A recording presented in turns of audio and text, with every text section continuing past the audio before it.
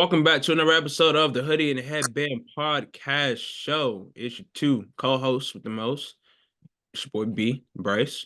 And I'm joined by my dog, my brother, Tariq. Tariq. It's a new week. And I gotta ask you, how you doing? I'm good, man. Can't complain. Uh, it's a Monday, but obviously y'all listen to this on Tuesday, so it's no longer Monday. But somebody asked me this morning, they're like, "Oh, how you doing?" I was like, "I'm doing great." They was like, "Oh, on a Monday? That's weird." I said, "I woke up. I could be dead right now. I could not be here. So I'm happy to be alive. I am doing fantastic." Um, yeah, man. Nothing special. Just doing the same thing I normally do. Just keeping the main thing the main thing. How about you, bro? Hey man, brother. I'm good, bro. I can't complain. I had a good Monday as well, off today.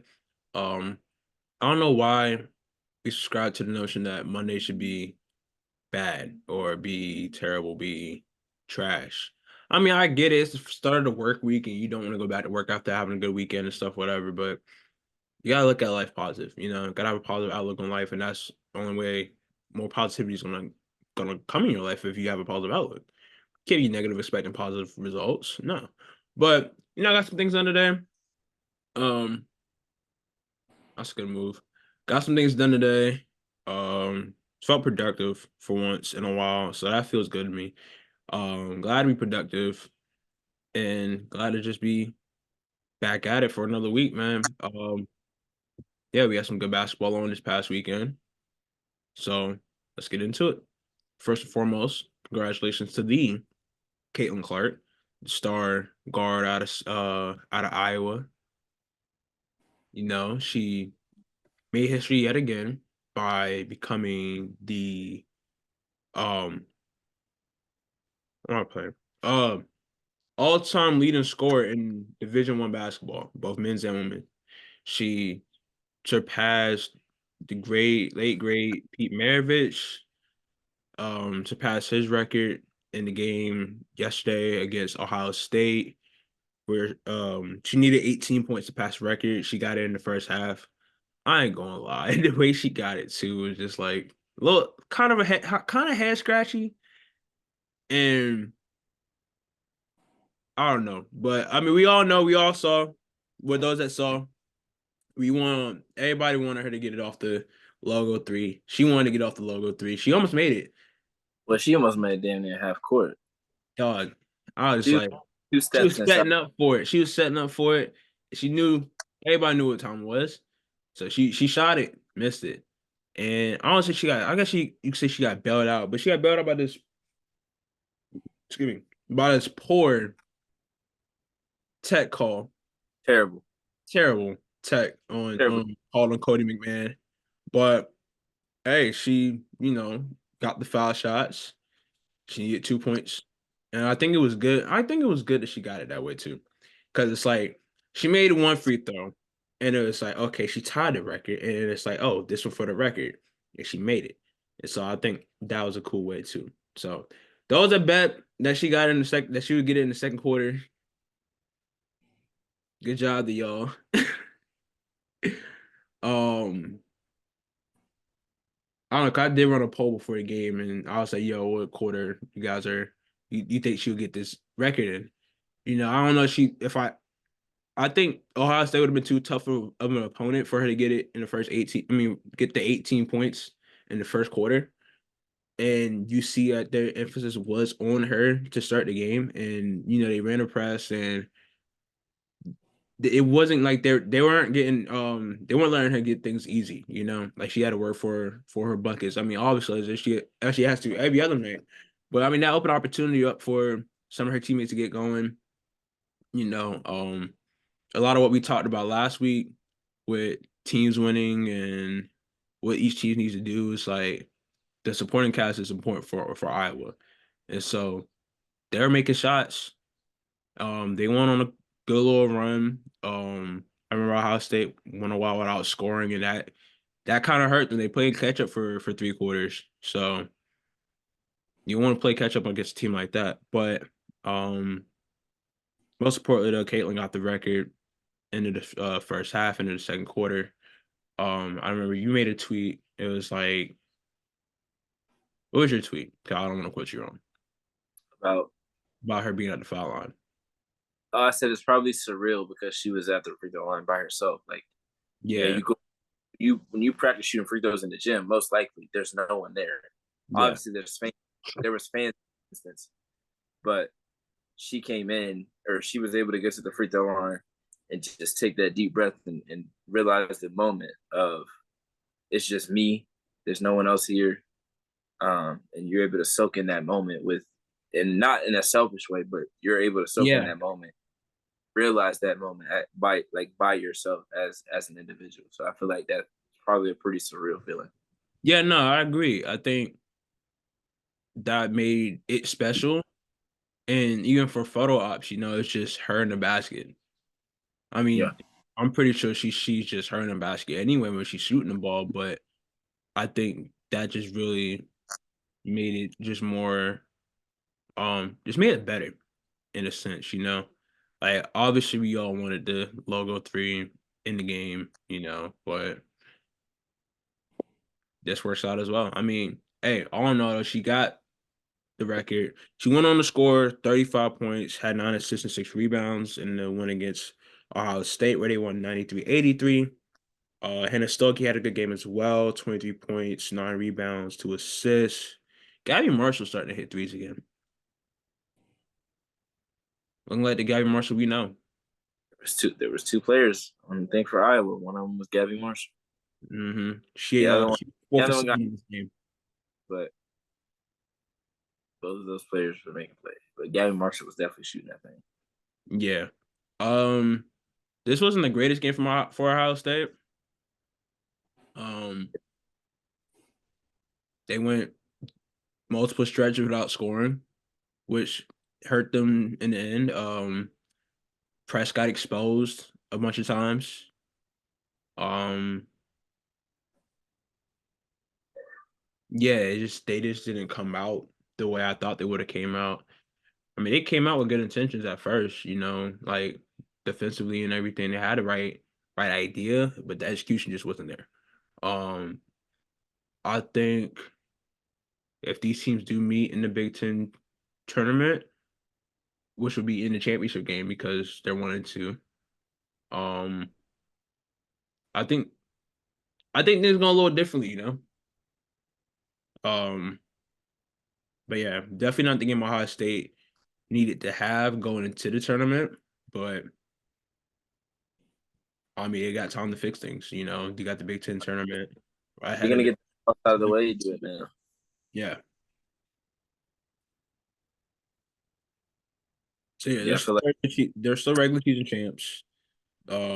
Still got a first round bye or maybe second round. I don't know. I think first round bye.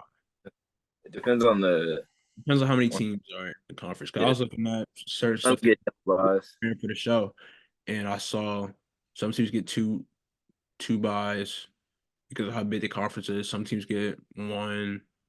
So I know they got a buy as a 1 seed. They have a double buy. A double buy, okay. There's like play-in games in a way.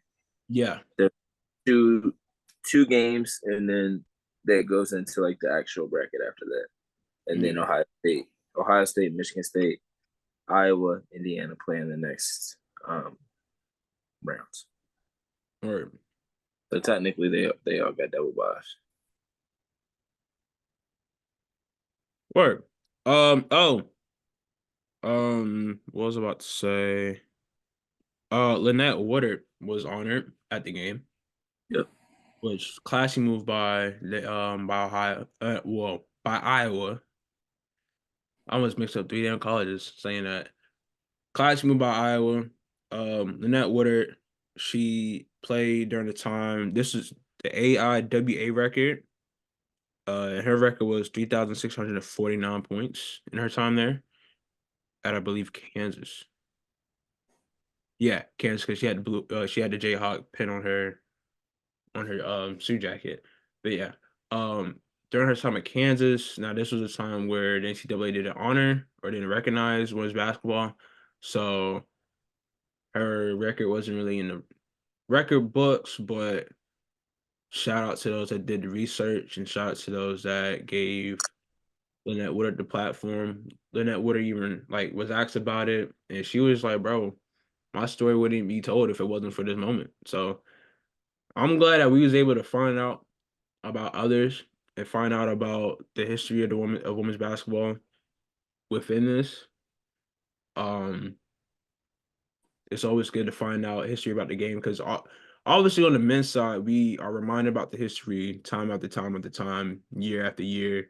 You know, reminded of Wilt's 100 or reminded of Bill Russell 11 chips or just reminded of like different players throughout history. And we don't really get that in terms of women's basketball because there's a lot there. There's a lot to unlock there. There's a lot of history being told. Obviously, you know, their trials and tribulations, what they went through up until this current moment of having 12 teams in the WNBA, now 13 with the Golden State team coming next season. And yeah, I'm just glad stories are being told. So yeah, shout out to Lynette Woodard. Shout out to Caitlin Clark. Shout out to Iowa. Shout out to Nike. And Nike barely gets a shout out for me. You see, I got an Adidas headband on right now, but it's to go with the outfit I'm wearing. I'm wearing Adidas pants and Adidas shoes, so it goes to the outfit. But Nike had a promo after the shot, well after she broke the record, and right after that timeout or right after the half stop, and it was just Nike being Nike, bro, being ready for the moment, having something that just fits the brand and always on time and just always that like just always delivers. I liked it. It was good. So and the promo that they did that they've been doing that they did around it is crazy too. Like they got one billboard of her shooting and another billboard of a damn basketball goal on the other side of the street. It was definitely tough. Yeah. So shout out to Caitlin Clark. Um Honor to watch history be made. It's crazy. We saw LeBron score 40,000 points and then see Caitlin Clark break the all-time NCAA scoring record back-to-back days. That's really crazy, What honestly, a time to be alive. for sure. Time. Shout out Moore as well. Shout out Maya Moore. Shout out For to pulling Maya Moore. Yeah. one Maya of Moore the put up on her. I thought that was lit, you know. so Got your GOAT, your favorite player pulling up to your senior night, watch you make history. Like that's tough, bro. and Maya Moore don't pop out. Right. So if she pops out, They got Maya Moore to pull up. because you don't see Maya Moore out and about. Man, was I the only one thinking like Maya looked like she could still play? I'm pretty sure every women's basketball fan was thinking the same thing I because look, I was like, Maya look like she could still play, man. Let me find out she in shape. I was just talking to somebody last week about Maya Moore, and I was like, yeah, she retired in like 2018, 2019. I was like, bro, she really only played like 7 seasons. And all that stuff that she did in her career, she did it 7 seasons. Because she had retired before, or she stopped playing before the bubble, Yep. for the wobble. And I don't recall her playing in the 2019 season. So I want to say 2018 would have been her last season. So I'm like, bro, that's actually crazy. That means it's been like 5 years since she's played in the W. Why? That's crazy. That's really crazy. Yeah. In other news, Angel Reese undecided on whether she is coming back for another year at LSU or entering the draft. She says she'll decide at the end of her season. What Uh, do, what do you I, think? she's coming back. You think she's coming back? I think she would too. I think she would too. But Yeah, I think it also depends on who she's talking to, like who she's getting advice from. right. I think getting advice from people like Shaq, and it's Hmm. not to say that Shaq, but they have a close relationship. Shaq is probably gonna tell her to go to the league. That's what I was about to say too, because I saw today. I was watching, the sneaker shopping episode with him and AI, and they're talking about, getting Reebok back to what it was, and bringing in new athletes and stuff like that, whatever. Angel Reese was like the first athlete they signed. Um, I'm pretty sure they kind of want to get the ball rolling with that, you know, and with Angel being with uh a school, a Nike school that kind of gets in the way of it. So if she goes pro, I mean, hey, she can go ahead. They can create whatever Reebok shoe it is that they're gonna create for her, or they can go ahead and come out with it, and she can go ahead and start promoting it for in a W. And she'll have her other whatchamacallits. She'll have her other endorsements and stuff too, and all this talk about NIL money and God, I saw something the other day. I think it was Dan Ravel. It was like, oh, Caitlin Clark takes $750,000 pay cut. I'm like, bro, you serious? Like, no, like that's and of all people, you would think he would know how these deals work because he works with like that's the type of stuff he covers. He covers like people getting endorsement deals and like other stuff, whatever. You would have thought that he would have known about NIL, but he doesn't. So, um, honestly though, I think any and everybody should obviously, make their decisions based on what's best for them and um best for their game, and hopefully they can realize that instead of listening to the outside noise of this Instagram account or this Twitter account yelling and screaming and atting them and telling them what they need to do with their life and stuff. And I just hope all these players that are entering the draft or eligible for the draft have a good like foundation, have good people in their corner telling them what to do, and they're making that decision and they're realizing what is about to take place. Yeah, So, it's Cam already declared. a couple of players with a decision to make. Obviously, Cam Brink is one of them. Hmm. Georgia Amore, Hmm. Maddie Westfield, Hmm. um, I believe Alyssa Pilly, but I could be I believe wrong. so too. Um, there's a good amount of players that have that year. And this is the last season, I believe, of the fifth year. Um, so, or this is the last class of fifth year. So, um, I just think it depends on how comfortable players feel going into the league. Um, like there's such a there's such a unfortunately there's such a high percentage of them not making it to the league to where it's like, do I play one more college season and like hope that I get a better shot at getting to the league?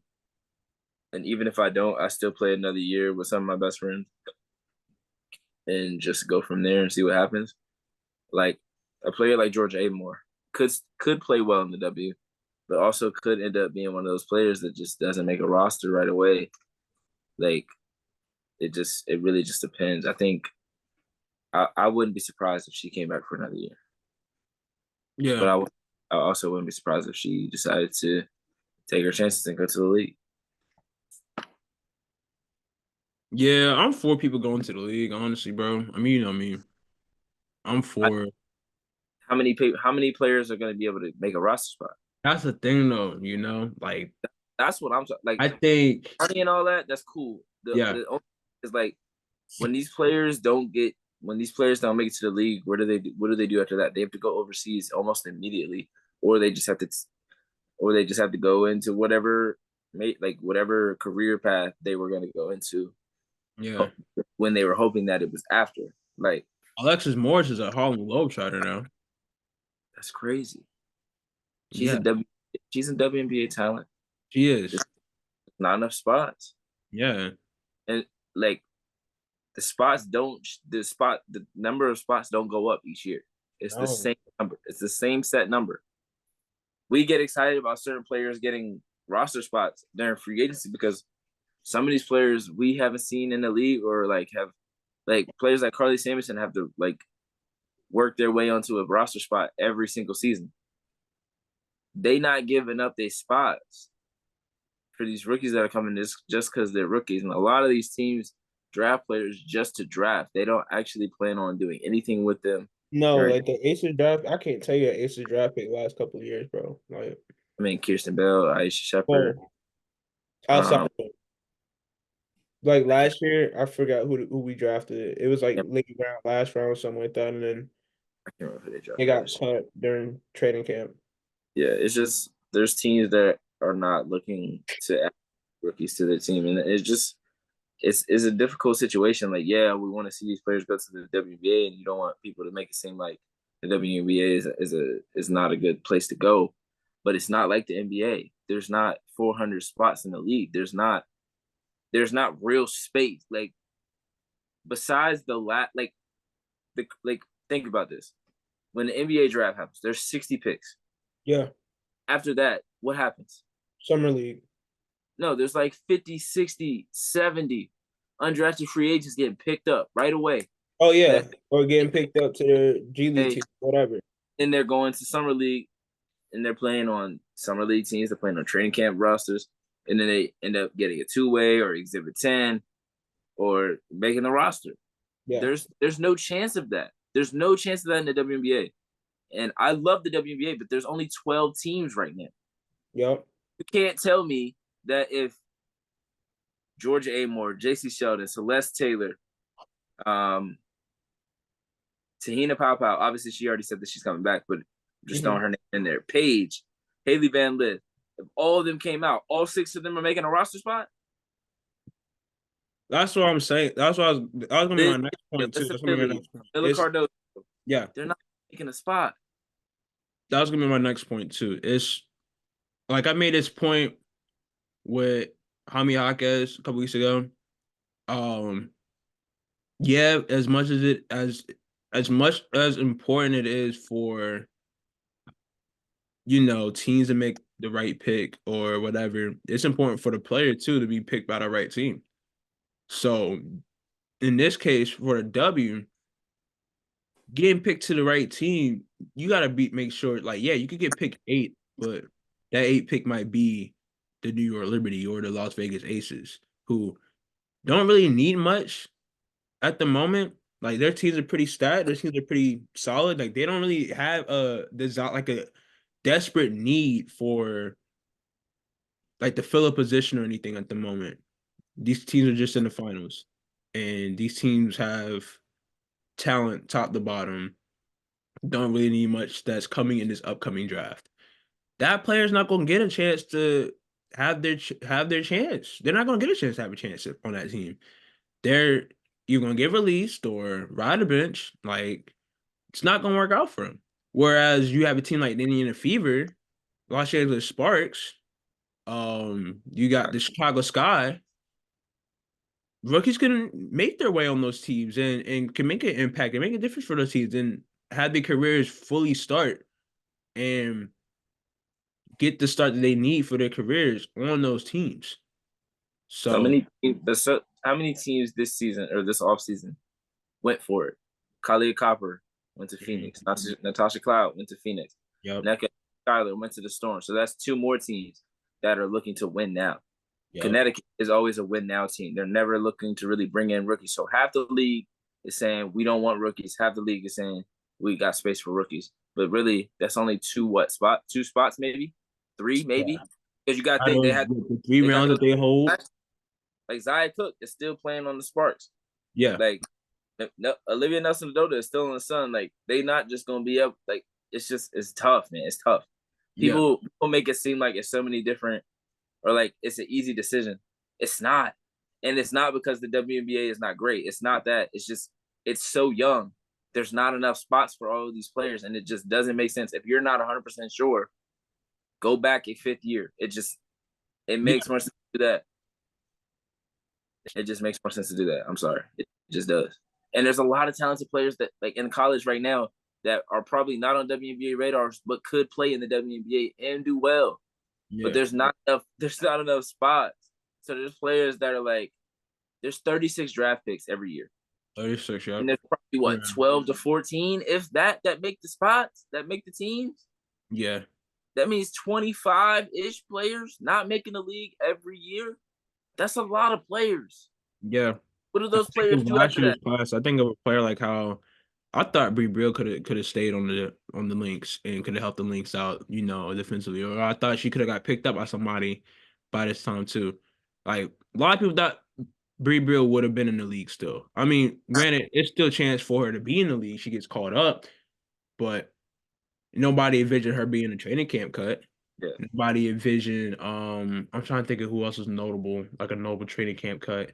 Bro, a couple years ago when Charlotte Hill got cut, Yeah, like a top 7, 8 pick, yeah, and then Kaiser, yeah, Charlie Collins, yeah, like, number 1 pick, number 4 pick, Chelsea Dungy, like all these players that were top 5 picks, they didn't get a real shot, and they was just like, see ya, yeah, quick. Like if you don't show something right away when you were just playing in a freaking Final Four yeah, or Elite Eight or a Sweet 16 2 weeks ago, now you got to turn around and play against WNBA players, professional players that their livelihood is on the line. They were just playing grown women overseas, and they turn around and they like, hey, this is our 3-month span to where we get to play in front of all this, and this is our league. They are not letting rookies come in and just take their spots. They're not letting rookies come in and show anything in training camp. Anything. You have to absolutely show, you have to absolutely prove it that you deserve to be on the team. And it's hard to go from playing college players, 21-year-olds, 20-year-olds, some 19-year-olds, and then going to playing 32-year-olds that have been in this league for 10 years. Your first game against Asia Wilson, then Brianna Stewart, then Brittany Griner, Alyssa Thomas, and then you NECA. got 2 on 2 weeks from now. Come on, what are You we got talking then you got to about, play NECA and Skylar. Come on, man. What are we talking about, bro? This is not. It's not easy, bro. It's really the best 144, man. And if you are able to go in and contribute right away, you one of them, and you're gonna stick. But Crystal Dangerfield won Rookie of the Year, and the next year she was not on a roster. Yeah, Not on a roster, bro. yeah. That's unheard of. Ben Simmons is still on a roster today, bro. And I don't think he should. That's too far. Relax. I'm just saying, for what he has done the last 3 years, which is practically nothing. And I'm a person that speaks up for Ben Simmons. He ain't doing nothing. Relax. We talking about Benjamin. We talking about. No, we're not. We talking about Benjamin. I'm just using him as an example. Go ahead. He's a number 1 pick that has done virtually nothing for the last 3 years due to injury. He's still on his spot. He's still got a spot in the league. Lonzo Ball hasn't played in 2.5 years. Yeah. Going on 3. He still has a roster spot. He's still getting paid. That doesn't happen. It can't. They don't have the roster spots to hold someone for 2 years. They just don't. It's not the same at all. And people make it seem like it's such a this or that decision. It's not. I'm scared of the league. I'm scared of what happens if I don't make it to the league. If I get cut, your professional dreams could be over with right away.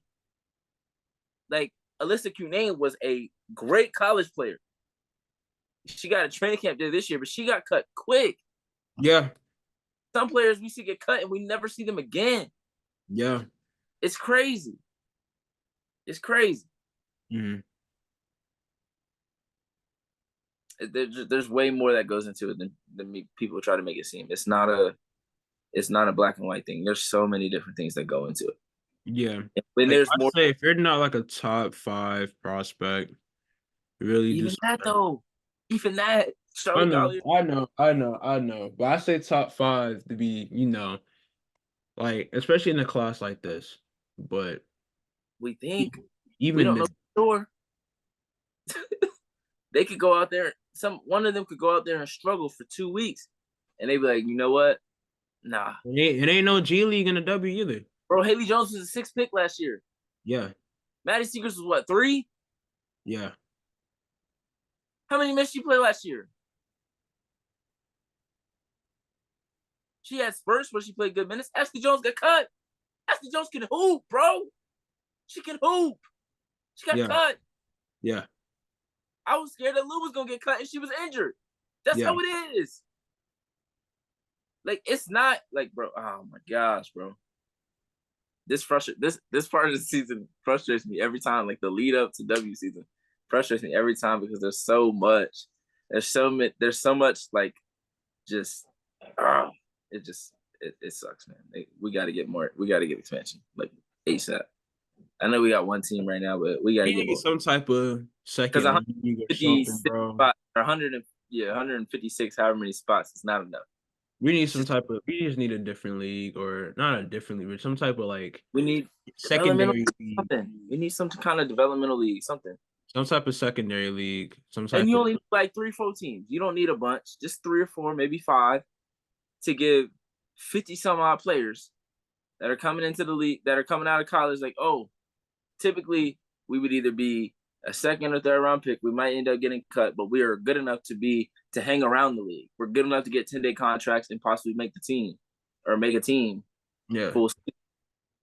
But like they don't even have that. They have to go overseas. do 6 teams, do 16 so it's even. Ray Burrell.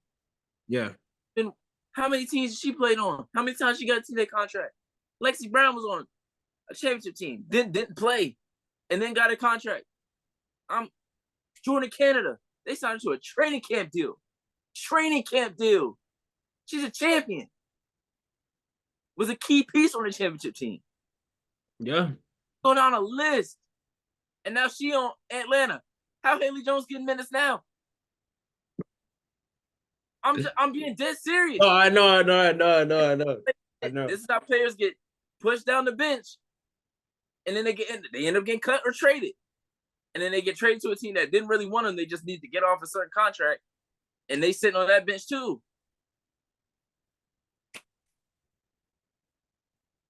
I don't know, man. I don't know. I don't have the answers. It's just calling how I see it.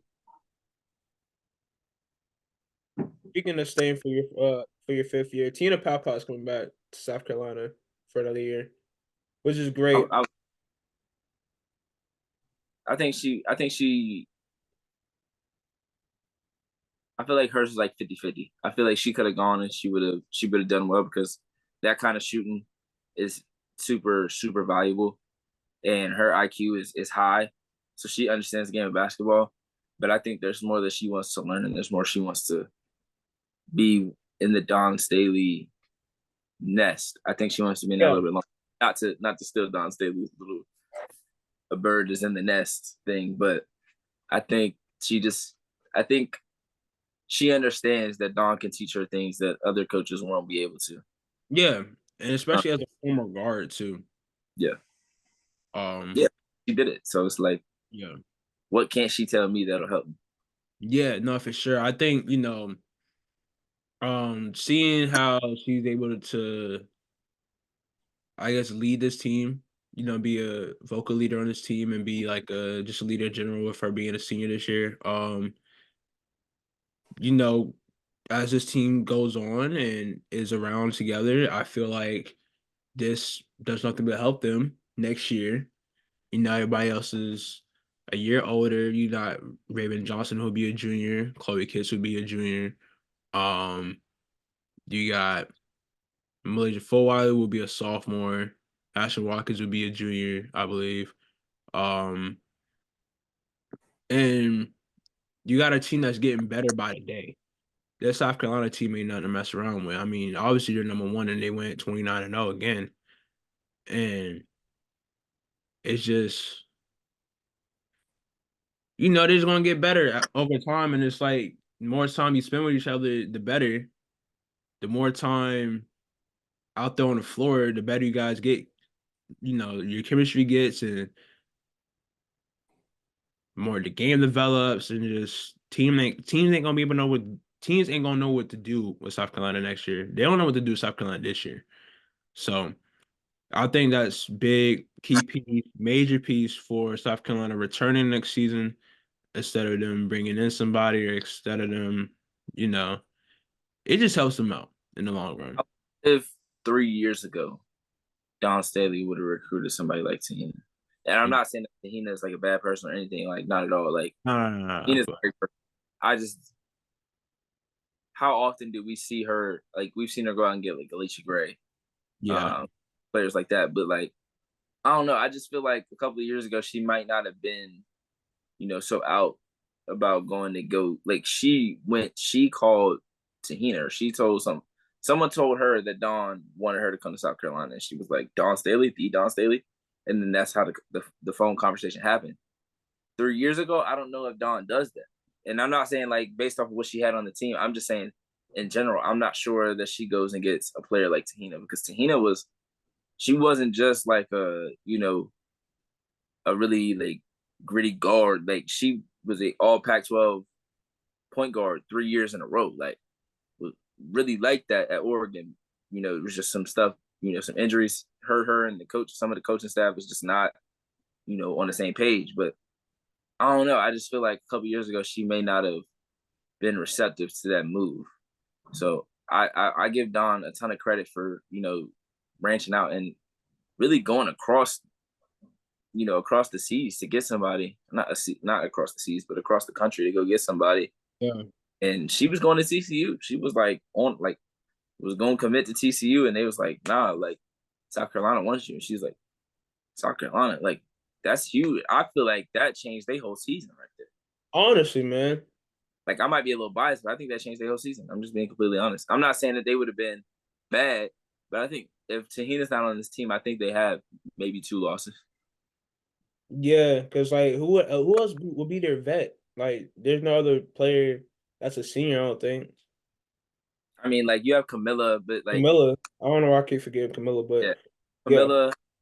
And all of their players have been through, or not all their players, but most of their players have been through a Final Four, or at the very least some kind of tournament run. yeah. So not like she came Because in and she she is just told Final things Four. they didn't already know, but she has a different experience from them of being the head of the monster and teams that went to a Sweet 16 and teams that played in the NCAA tournament and things like that. She just brings different kind of experience than they did, and I think that experience helps people like Raven Johnson, Malaysia Wiley, and Breezy Hall and Tessa Johnson. Like all those players learned a lot from her, and she did the same from them. Like she came in, she was a much better defender this season than she was last season, and in her past 3 seasons. So it really just, I think it was a full circle, like just great for everybody. Great for Tahina, great for South Carolina, great for the players, great for Dawn. Like I think it's just this is one of those transfers that just makes complete sense. And a lot of people, when they saw it, were like, I don't understand it. I don't get it. They needed shooting. They needed experience at the point guard because Dawn always likes to have experience. She Hmm. had Ty Harris. She had Destiny Henderson. She went and got Kiera Fraser last year. She had Destiny Littleton. She always has some kind of experienced guard with another guard. Yeah, Even, even if they were both, like you had Ty Harris and Destiny Henderson. You never had like just two young guards out there. If you throw Raven and Malaysia out there, it may not mesh great off the start, yeah, but you then Raven playing off each other fantastically, might I add. And then you have Malaysia coming in after them, coming in off the bench and just being able to do her, just being able to play her game and seeing what they see before she gets on the court. I feel like that's a huge. I feel like that's a huge advantage that some people don't really see. I think for the most part, this was a perfect transfer. Like some make sense, and it's like okay, this one worked out well. I think this one couldn't have worked out any better. Like obviously they want to go win a championship, but to this point, it couldn't have worked out any better. yeah. I wholeheartedly agree. I think she's been able to open up their offense in different ways this season. Adding shooting, shooting In the hasn't country, really been a big thing for South Carolina the past couple of years. They've been a gritty inside team. This yeah, year, they've been a team that shot more. And thanks to Tahina and thanks to Raven Johnson, who's improved on her 3-point shot as well. that's a Uh, jump. yeah, Asia can shoot it. Breezy shot in it is shooting it. Um, they're all threats. They're all factors in that, and you can't just leave them open like you were able to the last couple of years, where you could leave a Bree Bill or you could leave a Breezy Hall or you could leave a Raven Johnson. You can't do that this year. So um, that's what makes them so tough to defend. Last year, or the last couple of years, you were able to choose, you know, double them inside, make it tough for them inside, and force the outside shooters to make shots. You cannot do that this year. They will make you pay. Like, if you give Tahina the space, she's shooting it every time. I promise you, she's not pumping. There you go. She's letting it fly. Yeah. She's shooting 49% clip. Mm. That's ridiculous. Yeah. Like, that's not normal, bro. That's not like that's above elite. I don't know what you put before elite. Extraordinary. That's what she's shooting. 49%. Yeah. That's crazy. Yeah, it's tough. That's crazy. But all right. Last little bit of news. Well, we just mentioned South Carolina going undefeated again. So we don't really gotta talk about that again. Juju freshman of the week once again. Her numbers. I made a tweet. It's like the SpongeBob employee of the month. And it's just like all the months and stuff. And that's been Juju, man. Juju's been phenomenal this season. As we say this every week. But yeah. Just Drew being Drew, bro. Another week. Another week of Juju being great. They wildin'. Well, what you looking for? I was looking at the stats for the season just to double check that she was shooting 49%. She is, but she's not on the leaderboard for 3-point percent. Huh? She's not on the leaderboard for 3-point percentage, but she Yeah, shoots I'm saying, huh? Like, that's Yeah, weird. that doesn't make sense. And then I went to South Carolina, went to their stats. She's shooting 48.6% from three. And it says you had to play 75% of the game. She played 28 out of 29. So that's way more than 75%. So I don't understand why she's not on the, like, is she not taking enough threes per game? Like, what are we doing here? Mm. Like, it's not adding up.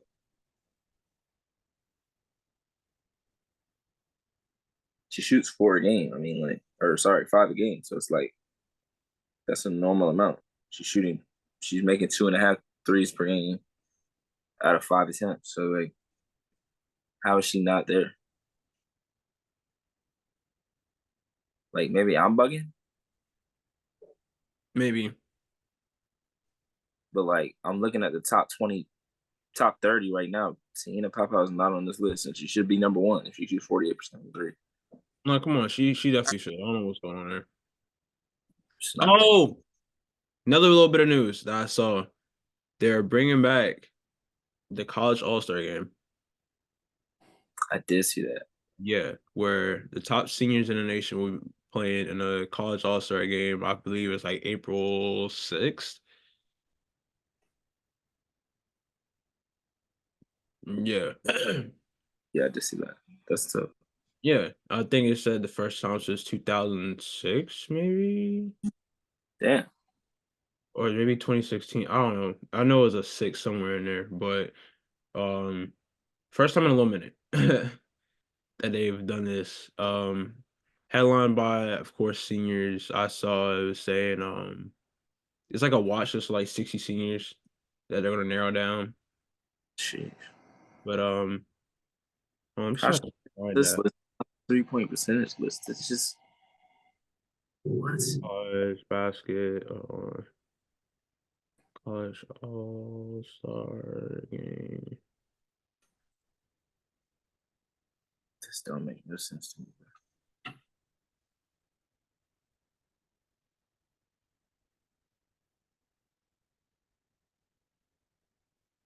All right, so yeah, there we go. It is the first women's college all-star game in 18 years. We played on April 6th.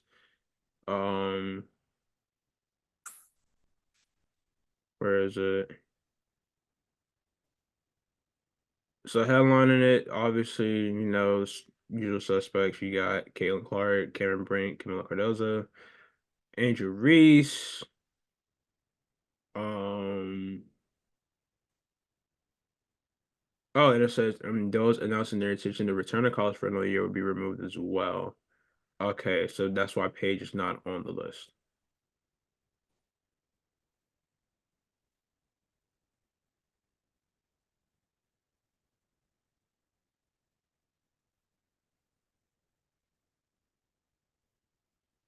But yeah, they're bringing that back after 18 years, and that'll be exciting to see. But yeah. Excuse me. In upset news, we have um Virginia Tech losing to Virginia 80-75. Virginia Tech lost two straight, losing to Notre Dame and losing to Virginia. Not the way I thought Virginia Tech would be ending the season, but I mean, they're headed into the ACC tournament soon this upcoming week. Um, Hopefully they'll bounce back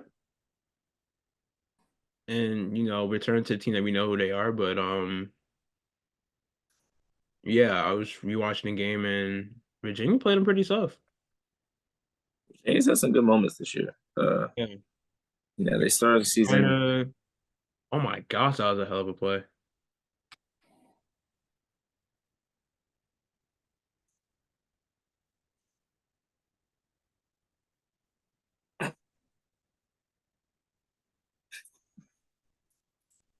What? You was talking, and then you got sidetracked, and then you just Oh yeah, got, because like this play that Texas ran was so crazy just now. Anyways, all right. So with the end of the regular season, we have some thoughts. It's time to hand out some hardware. So we're gonna go by. So we got a couple of conference awards that we could choose from, and we're about to give our takes on who we think needs to go home with those awards. before I say this, before we do this, if you disagree, you disagree. If you think it's somebody else, you think it's somebody else. I'm not here to argue. I'm assuming if you have somebody else that it makes sense. I think most of these awards could go to multiple people. This is just my opinion. This is who I think should win these awards. If they don't, I'm not gonna. I mean, I might though, hoopla. But if you disagree, disagree. Just don't be disrespectful, and we can have a conversation. Yeah. But I don't need nobody in here like, oh Hey, yeah, man, everybody has an opinion over here, bro. Like, don't start all that rah rah. That's all I'm yeah, gonna say before. Just a disclaimer. no need to come at personal characters and call people names, but we can we can civilly disagree. For sure. Sure. Yeah. So that being said, you want to start with conference player of the year? Get out the way. Yep. All right, conference player of the year, and we're going with the what Power Five conferences. Yes. Yeah. So Respect. Pac-12 should come as no surprise. Juju Watkins. Juju Watkins has had a phenomenal season as a freshman, and has brought SC from being what 24 to 5 now. Well, And they were like, I don't know if they no, ever I think did they say might have been 21. they was pretty low. Yeah. But bro, the year that she's had as a freshman has been phenomenal to see. The number she's put up, she's averaging what I want to say 28 a game, if I remember. I think it's a little under 27, so basically 27. It's like 27. 20.8 or something like that. Like 27. But yeah, averaging like 27 as a freshman, leading the team in the way that she has this season. Um, Really just everything running through her. She's been phenomenal. She's been the key reason why USC has been successful this season. And Yeah, I think, she went off against Stanford in Stanford and dropped what, But 51? you know, 51. you know what's really crazy? She was an All Pac-12 honorable mention. They didn't even think she was gonna be on an All Pac-12 team. They thought there was gonna be what 5 to 10 players in that conference better than her alone. Yeah, I respectfully no. I mean, I get it. She's a freshman, but like The that's writing, usually oh, bro, I'm sorry. The writing was on the wall. that's the Juju Wallace. I didn't see her averaging 27 a game, but No. I knew she was going to be one of the 5 best players in the Pac-12 this year. That's like honorable mention was crazy. I'm sorry, it was. Yeah. She was also my player of the year for the Pac-12. It was between her and Cameron Brink for me. Yeah, I Cameron would Brink, say Karen Brick would be another choice that you could make there too. yeah. I mean, there's a few choices you can make. Stanford is now two in the nation. She's had a hell of a season, phenomenal season again. Leading Stanford once again. Yeah, you could have said um, Elisa Pili. I wouldn't argue. Yeah, Um, if Lauren Betts hadn't gotten hurt, I feel like she'd had a bigger case. I would think so as well. I gotten hurt, but missed a few games. I think she would have had a real. I think she still has a real case, but I think she would have had a A even more better legitimate case. player of the year as well.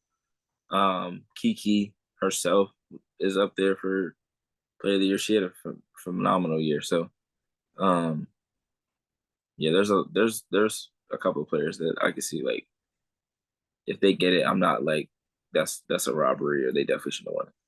But Yeah. my pick would be Juju. All right. Next I'll go Big Ten because that's another obvious one. It's Caitlin Yeah, Clark.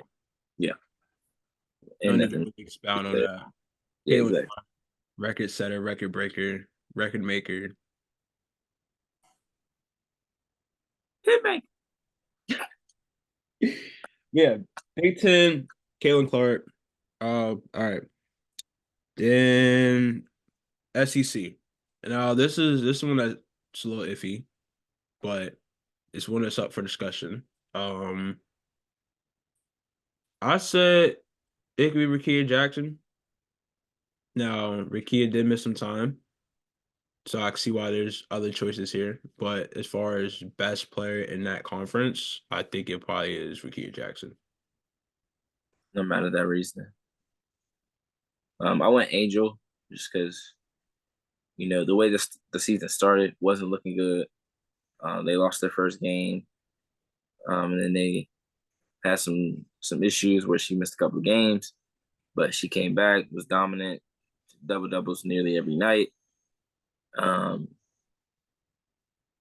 and just she continues to find ways to impact the game. I think Anissa Morrow had a good case as well. Camilla, um, again, and Rakia as well. I just think these kind of things come down to numbers. Like obviously impact is important, but it kind of comes down to numbers. So if you look at the numbers, it kind of goes Angels' way. Yeah, I think Angels bounce back. I don't want to say bounce back, but just how Yeah, the season started for Angel her, versus how the season ended her for Angel. response to adversity, her response to Yeah, because was a lot of people had a lot of things to say about Angel at the start of the season. sure The did, internal bro. drama that there was with the LSU. Um, her missing the time that she missed too. She missed like what, 3 games, maybe four. It was like, I think it was no more than five. yeah, it was like 3 or 4. It wasn't Yeah, that tough. but she came back like it was nothing. Um, has had a great season individually. LSU's had a great season. Not quite the season as they had last year, but still pretty solid season. Um, yeah, I mean, I wouldn't be mad if they give it to Angel. Angel's another good choice there. All right, then you got the ACC. I said Elizabeth Kitley. Elizabeth Kitley's one of the ones. Um, she's been phenomenal again this season. She's one of the best players in the nation, in my opinion. One of the best players in the ACC, if not the best player in the ACC. I don't think it's many that can. I don't think there's many people that can guard Elizabeth Kitley. Like you got to throw a double team on her, and we see like that's one of the ways to stop her. When she gets going, she gets going, and yeah, she's really one of the best post players in the nation. Her skill set on both sides of the ball, offense, defense, like she's hands down one of the best. So based on the season she's had this season, um, Virginia Tech being a top 10 team again this year, Yeah, my vote, my vote goes to Liz Kitley. I'm not mad at it. For me, there's a player that came in and similar to Juju, there was a little bit of hype around her, but not Mhm. a ton. And I think we went into that Notre Dame South Carolina game and we were wondering what it was going to look like. We were wondering who was going to be the leader, who was going to step up. Hannah Hidalgo from the very start showed, oh, she's going to be in a different mode this entire season. She's bringing something completely different that this team hasn't had in a couple of years. Yeah. Um, and I don't even know where this team would be if she wasn't on the team. Oh my Like gosh, bro. their most valuable player award, she would be in the top 3 easily. Because, and this is no disrespect to Notre Dame's team, but the way that this team was set up without Olivia Miles, Yeah. like no. Um, she added so much. She added scoring, defense, tenacity, intensity, energy every single game. There wasn't a game where she came out and didn't play like herself. She may not have made shots every single night. There was not a game where she wasn't Hannah her dog on the court. Yeah. And you can't say that about every player. So for me, my player of the year in the ACC is Hannah Hidalgo. Yeah, I can agree with Hannah Doggo as well, man. She's been phenomenal, been amazing since the start, since the jump, like you mentioned. Um, it was a tweet that I saw earlier, and it was Hannah Hidalgo smiling on defense in the most menacing way. It was And like the Bree Bill one. yeah, Who was Bree Bill guarding? Kateri Poole? yeah, and was laughing. Laughing. Yeah, Like, oh, this is easy work. but this Hannah Hidalgo photo was just like, yo, give me the ball. And I'm just Right. like, shit. Let me get that. Like, honestly, just disrespectful, to be honest. Just like, I'm not even taking you seriously. Like, it's easy money, man. Yeah, it's like, imagine Hannah Hidalgo picking you up 94 feet with this look on her face. I'm just like, yeah, I'm just gonna pass the ball up. I'm just like, yo, come, hey, come to half, Wrap it up. because Like, no, like I was telling Tariq off air, I was like, bro, no, get a one-on-one bucket against Hannah, no, I'm about to catch Hannah off the back screen or catch a screen, off the screen, whatever. I'm about to get some space, I ain't, I think it's hard for anybody to try to get a one-on-one bucket on Hannah. So yeah, not mad at it. Hannah Hidalgo, ACC player of the year, I can definitely see it. Definitely freshman of the year, but player of the year, I can definitely see it as well. And the Big 12. I went Ioka Lee. Yeah, I just think I would agree. I think what she did at Kansas State this year was really, really impressive off the knee injury. Mhm. Last year, her season before her injury, she was breaking records, scored the most points in the game all time. Just just flat out great scorer, great defender. Just finds ways to impact the game. And when she's on the court, that's an entirely different team. When she's off, they're not a bad team by any means, but they, you know, there's obvious holes in their game. And it's similar to Rory Harmon in Texas. Like they will still be able to win games, but their ceiling is much, much lower without her on the court. Okay. With Ioka Lee on the court, Kansas State has a chance to get to a Sweet 16, Elite Eight. Mhm. Because there's not many players in the country that are going to be able to guard her one on one, and they have enough players around her that can make plays off the dribble, can shoot the ball well, and can make plays for others. So Kansas State is a team to look out for because Ioka Lee is one of the best players in the country for sure. Yeah. But there's a couple of players that this could have gone to because the Big 12. I mean, you have players at Oklahoma. Peyton Burhouse had a really good end of her season. Mm-hmm. Madison Booker was fantastic all season. Yeah. But yeah, man, there's so many names. You got good load. I mean, the whole starting lineup at Baylor really. I mean, West Virginia, you got JJ Quinterly. Like, there's just players everywhere in the Big 12 that just were super valuable to their teams. But if I had to choose, I would go Ioka. Yeah, I would go Ioka too, man. Clear cut, just best player in the conference. She's been hooping, balling out for a while now, you know. But yeah. Yeah. You want to do defense player of the year or freshman of the year? We go freshman of the year. All right. Pac-12, Juju Watkins. Yep. Yeah, no need to overcomplicate it. And that's not to disrespect anyone. It's not a disrespect to no one, but Juju's been There's amazing. Juju's freshman. freshman of the week every week of the season. So Yeah, she's different. Like Donovan Hunter was really good at Oregon State this year, but yeah. Juju was just on a different level. Mm-hmm. All right. ACC, Hannah Yeah. Dollar. Yeah. Get the quick ones out of the way. The whatchamacallit. Kamora Johnson had a really good year too, though. Yeah. She's especially the end of the season. She really turned her game up. So Yeah. shout out. SEC. I went Michaela Williams. Okay, I was gonna say it was either between Michaela Williams or Malaysia. So I would Um, probably say I, Michaela if because Scott missed a time, or she would have had a really good case because she was averaging like 24 points, 25 points a game for Arkansas earlier in the season.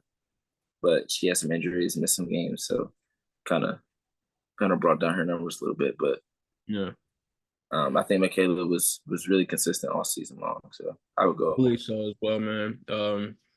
Just Malaysia coming off the bench.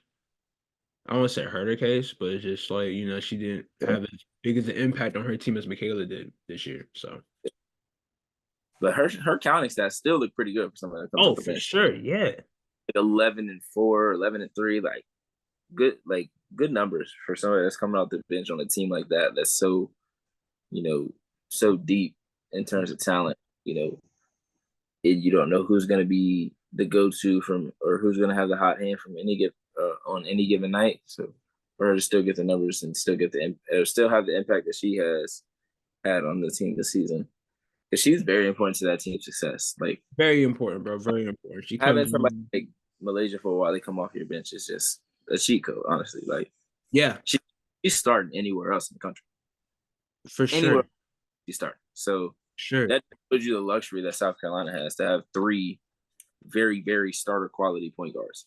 but yeah, but for her to come in and give you the production that she gives you like that, For sure. uh, you got to give it a nickname of stay ready, or you got to give it a title of stay ready because she's the definition of stay ready. Shut up from Sure. game one.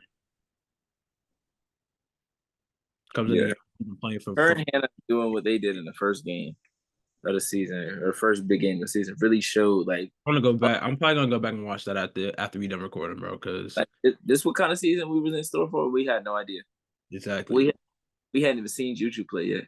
exactly. What, 2 days later she cooked Ohio State? Like, No, I think it was the same day. what's the same day? It was the same day. Yeah, it was later on that day. Yeah, it I was know later every on that day, Colorado man. State Yeah, too. because I remember we had the tweet. It was the three freshmen showed out on You're the right. same day. I'm You're like, right. good hands.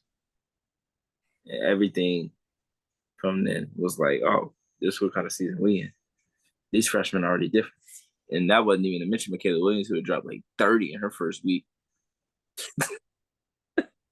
This freshman class, something crazy, boy. I'm telling you, it's gonna be one of the ones when it comes down to it at the end of when they graduate, we're gonna look back at this class and be like, oh, this class. You can look at this class like we looking at this senior class now. Yeah, I mean they changed a lot of things. They changed, or they're gonna change a lot of things. Yeah, Like Doggo, Juju Watkins, Malaysia for Wiley, Caleb Williams. They're gonna bring a ton of eyes to it. They're gonna bring so much to the game, and they're gonna add so much to the game themselves. Like, yeah, especially with these conferences changing around a little bit too. You know, yeah, the dissolving of the Pac-12 and seeing Juju go to the Big Ten now, yeah. and Just see, imagine Caitlin at stay 1 year, one more year, and we get that I twice a would year. love to see Caitlin versus Juju. Just one more time, just one time. Maybe I hey, need, I, they it got might could happen in the tournament, please but put them in the that would same. probably have to be like a Final Four matchup. Please put them in the same region. Please do. 316 Elite Eight. I need it. Oh my gosh. Do you know what?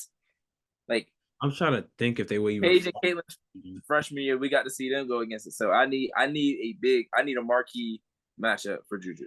I need it. Yeah. I need a marquee matchup. I need a UConn, a Stanford, or not a Stanford, a UConn, Iowa, South Carolina, Mm-hmm. somebody. Give me Notre Dame. Let me see Hannah Hidalgo and Juju Watkins. Like, there's a ton, bro. It's a lot. Oh my God, AJ Green, that's tough. Shot like logo 3 with 7 seconds left on the shot clock. Mm. Up 2 against the Clippers. Mm. 3 minutes left. It's a big time shot, bro. Yeah. All right. Big 12. This is freshman of the year. Freshman year, Big 12. I have Madison Booker and Audie Crooks. Okay. Madison Booker has been phenomenal for Texas all season long. I'd probably say Madison Booker. Yeah, she was great when Rory Harmon was there. When Rory Harmon got hurt, she stepped up and just really took the reins as the go-to scorer down the stretch and in big moments. She had a huge game against UConn as well. Really just showed out and showed like, hey, I'm here to stay. But Audie Crooks is really, really good player. Like, I know a lot of people look at her and they're like, but like she can freaking hoop, man. No, for Like, sure. just watching her play, like she's able to, she understands the game more than people realize. Like, Yeah. she gets to the She spot. moves on the court, bro. Like Yeah, her skill set is you can't teach that, you know? no. If she gets to the spot she wants to get to, just go ahead and walk down the court. Just go ahead Yeah. and go ahead and inbound the ball because she's gonna score. Yeah. Like, Ain't much you she's can do with it. Isn't much you can do with her. she's a very, very good player, and she's gonna get better year after year. Yeah. So it would be between them. If they got Big 12 rookie or freshman of the year, I wouldn't be mad. I think Audie Crooks was huge for Iowa State this year. I don't Yeah. think Iowa State is even close to how good they are this year without her on the team. No. And All they right. still got, You said still got what? and I said they still have good players too. It's not like they just, you Yeah. are a bad team without her. But yeah. All right. And then the Big Ten. I went with Natalie Potts from Nebraska. She won 8 Big Ten Freshman of the Week awards. It's basically the same thing that Juju did. She averaged 10 points, 5 boards. So, she had big games throughout the season. And, if you win that many Freshman of the Week awards, then you're the Freshman of the year. So that's what I went with. I went with Nebraska's Natalie Potts. Word. All right, and then it's what? You want to do defense player of the year? Yeah. All right. Go ahead. Oh no, I was gonna go ahead and ask you, or go ahead and go Yeah. down conferences again. Yeah. Pac-12. Pac-12, I went with Cam Brink. Yeah. When she's not getting, It's all sometimes cool. sometimes bad calls. When she's not getting bad calls, or making some slight mistakes of going for blocks and stuff. When she's at her best defensively, there's no one close. There's no one close because she has the ability to block a shot or just snatch a shot and bring it all the way down the court and get a layup or create a shot for somebody else. There's no one else in the country that can do that at that size. Her size, her speed, agility, athleticism, off the charts. Her her ability to track shots, to deter shots, second to none. So for me, she's the defense player in the Pac-12.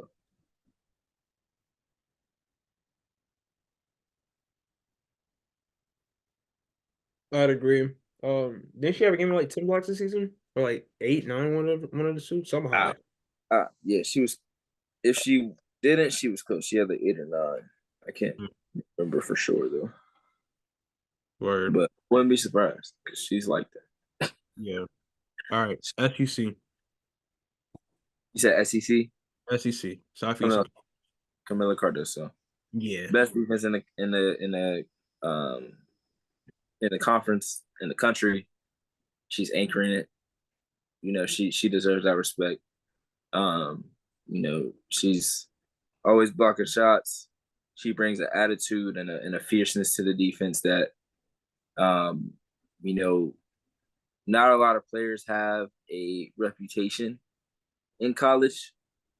Um, I don't know if you remember Jeff Withey, Kansas. I do. All he did was block shots. Yeah. Anthony Davis in college, Yeah. 8 blocks every other night. Camila Cardoso has that kind of reputation, I feel like. A lot of teams don't even like going in the paint, especially when she's in the paint, because they feel like they're gonna get blocked. Like Camila Cardoso has such a strong presence in the paint. It's crazy, and she's only gonna keep getting better. And I think she's definitely the defense player of the year for the SEC. My gosh, something's in my eye.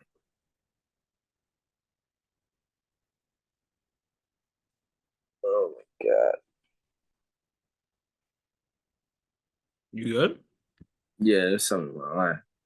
All right. ACC. I went Hannah Yeah.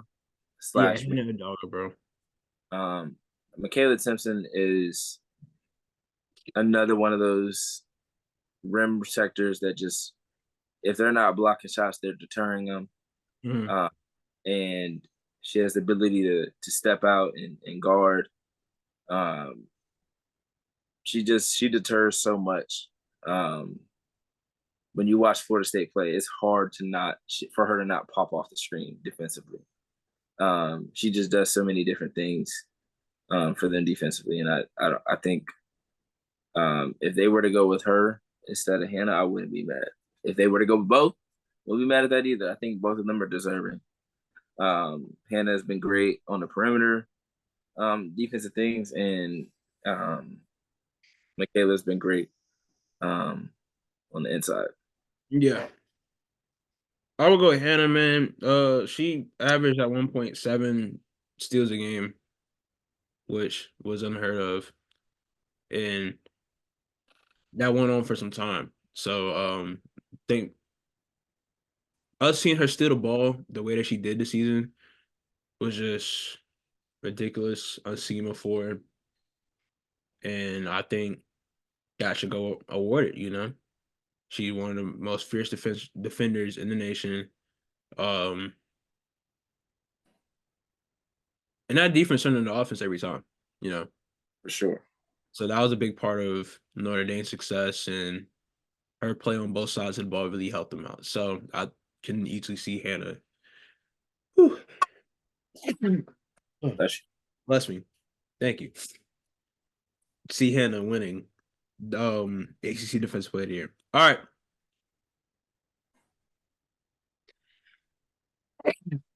that's Thank you.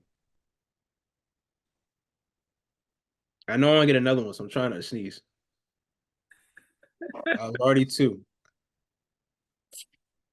But all right. Big 12.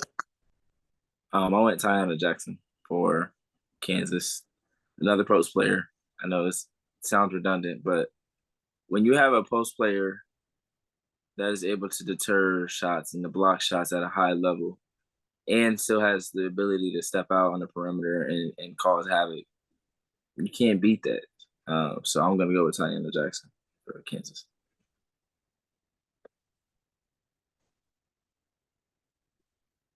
Bless you. Golly. That boy got a cat running by his nose or something. You can clean my room, I guess. Got some dust in here, probably. All right, Big Ten. Um, this one was difficult because like Sarah Williams led the league and led her league in blocks. Mm-hmm. Celeste Taylor led the league in steals. Mm-hmm. But then you also have players like J.C. Sheldon. There's a ton of good defenders. I would go with Celeste Taylor. Bless you. I think if you're looking at a defender, somebody that is defending on the perimeter, I'll be right uh, back. all right. If someone that's defending on the perimeter the way that Celeste Taylor does, I can't see um, many players being better than her at what she does. I think she's just an elite talent. We saw it on display at Duke. We saw it on display at Texas, and now we're seeing it on display at Ohio State with a team that is built on their defense with J.C. Sheldon and Taylor Theory. And it definitely helps to have the defenders that she does around her with J.C. Sheldon and Taylor Theory. But I think she really added something else to this team. Defensively, she added a defensive tenacity and a physicality that they didn't necessarily have at the guard spot. J.C. Sheldon's a really good defender, but she's more on the slender side. So you need that bigger guard that is able to handle some tough matchups. Um, so it's really um, it's not a clear cut defensive player of the year for me in the Big Ten, but I do think if I had to choose, I would go with Celeste Taylor.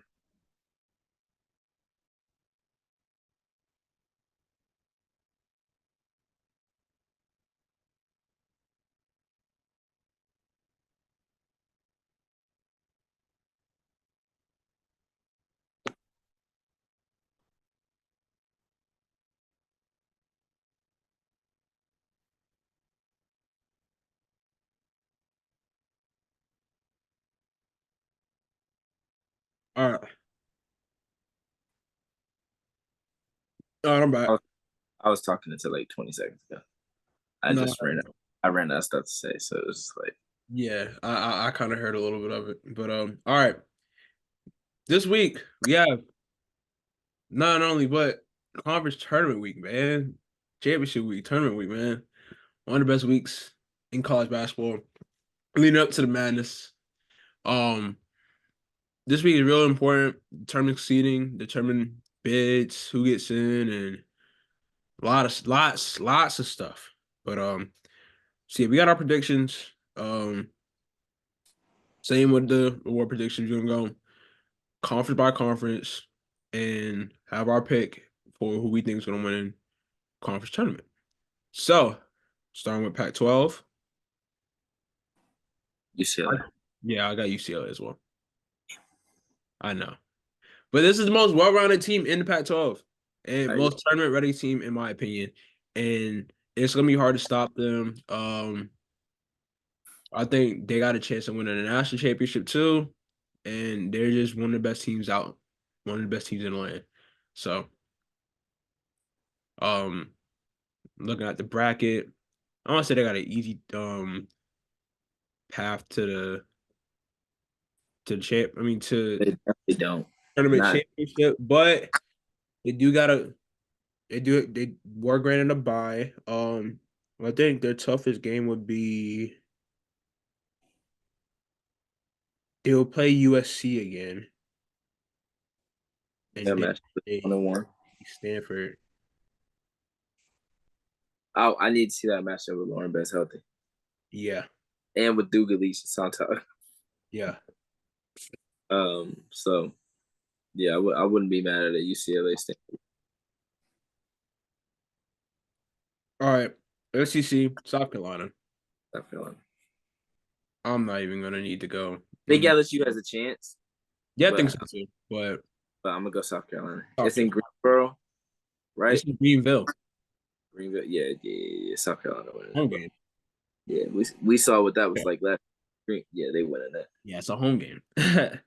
So, All right, ACC. I don't want to go with just the top teams, but I know, and that's why I told myself too. I'm But gonna differ. I'm gonna differ. I said Notre Dame. Oh, you went Notre Dame. I went Notre Dame. See, I was thinking Virginia Tech. Okay. Wow. And see, I Okay. thought Virginia Tech too. I'm like thinking like, Notre Dame might be a little hungry, you know? Notre Dame. I'm gonna go Virginia Tech. I feel like Okay. they. I'm gonna go Virginia Tech, even though they're coming off 2 game winning streak or 2 game losing streak. I'm gonna go Virginia Tech. It could be a wake up call for them. It's something they need. You Yeah. need. If you're gonna get your losses, I'll get them out now. Yeah. 'Cause your next loss could be your last loss. All right. Big 12. I got Texas. Damn, me too, bro. I wanted to go Oklahoma, but I thought about it. Like I I wanted to go. really I wanted to talk myself into Kansas State.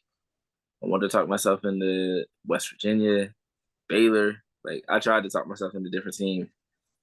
Actually, if you're gonna go Texas, I'll go Oklahoma or Kansas State. I'm gonna go Kansas State. I'm gonna go okay. Kansas State just to All right. differ. And then Big 10. I got Ohio State here. So do I. Ohio State getting a get back, bro. Yeah, I think they're gonna go get it. Yeah. You're like, all right, all that play time is over, bro. All Like, right. Caleb, you got your record. Like, y'all won on your home floor. It's cool. But Ohio State, it's time for us to lock in and be who we are. Yeah. I But think for their confidence, they need to go get it. Whether or not they end up playing Iowa, if Iowa stumbles, take care of business against Indiana or whoever it is. Like, go get the job done. yep. But yeah, man. Anything else you want to talk about before we get on out of here? Not that I could think of. Wanted shout out to all the seniors that have played the last couple of weeks. Yep. That had their senior nights. It's been incredible to see all the stories, like Camilla's family, being able to come out, her mom and her sister being able to come and see her after 8 years. Um, Goodness. players like Gabby Gregory at Kansas State, Ioka Lee at Kansas State, Peyton Verhulst at Oklahoma, um, Maddie Westwell Yeah. and Notre Dame. There's a ton of I've players. been in college for a while. Man, she only been in it for 4 years. I know. I'm saying this. Feel like it's been there. She's been there for a while though. Same amount of time as Camila Cardoso. They was co AC Players of the Year or Freshman of the Year, COVID year. Um, Like her 4 years feels like it's been 4 years though. That's what I'm saying. I'm not saying she out here Perry Ellis. I'm yeah, saying that yeah, I feel that. her 4 years felt like it's been 4 years. Like yeah. She been she been hooping for her whole career. So Yeah, that's what I'm saying. That's why it feels like it's been a while. So yeah. yeah. There's a lot more. Georgia Amore, Elizabeth Kitley, Kayla King. There's a ton. Angel Reese, Paige, Aaliyah Edwards. There's a ton. I'm gonna miss names, so I'm not gonna say all of them. But There's a lot of seniors out there. it's been great to see the emotions and the people with their families and things like that to celebrate. Tahina's was awesome. Seeing how many she came out with like 17 different people. No, it was like 6 people, but she came out with they came out deep, bro. And then there Yeah. was what school was it? BYU. What's her name? BYU, her family came out and did the Haka celebration for her senior night. But That was pretty cool. I love cultural representation. I'm pretty sure I know what her name is, like off the top of the dome, but I don't want to mess it up. I don't want to say the wrong person, so I want to make sure I'm saying the right person. Let's see, where is BYU? BYU. It was Kaylee Smiler. So yeah, shout out to shout out to all the seniors that were able to celebrate with their families, celebrate with their friends. Um, it was awesome to see. But that was all I had, if I'm not mistaken. Shout out to the seniors, man. But shout out to AU too. Oh After yeah, some, AU started this week. uh, Um, Haley Jones had a good show in her first game. So yeah, Haley Jones. You got Tay Cooper back on the court. You got Lexi Brown back on the court. Alicia Gray out there hooping. Yeah. Who else is there? Who else is there? Alexi Hall. Tasha Cloud. Yeah. Uh, Zaya Cook. Cooking. Zaya cooking. let them know. But yeah, But we see AUB back. Um, Basketball, man. Love basketball, man. I love it, man. Let me not get too sentimental. But yeah, thank you guys for tuning into another episode to the Hoodie and the Headman podcast show. We'll be back later on this week. Talking about some of the conference tournaments, how they're going. But yeah, till then, you know where to tune in with us at. You know where to tap in with us at. You see the ats below us. Yeah, appreciate you. Ooh, no, why do I always do that? Ew. Thank you guys for tuning in. appreciate y'all.